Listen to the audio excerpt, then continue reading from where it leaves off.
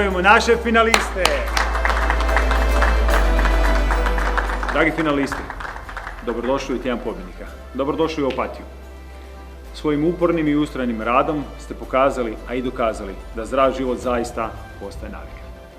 7 dana Kvarnera, 7 dana nezaboravnog iskustva zaslužili ste, proćete svašta. Sigurno se pitate ko su tajni finalisti. Pozdravimo naše tajne finaliste! 6 veličanstvenih, dobrodošli u Opatiju. Uzmite svoje stvari, jer sutra krećemo sa avanturom.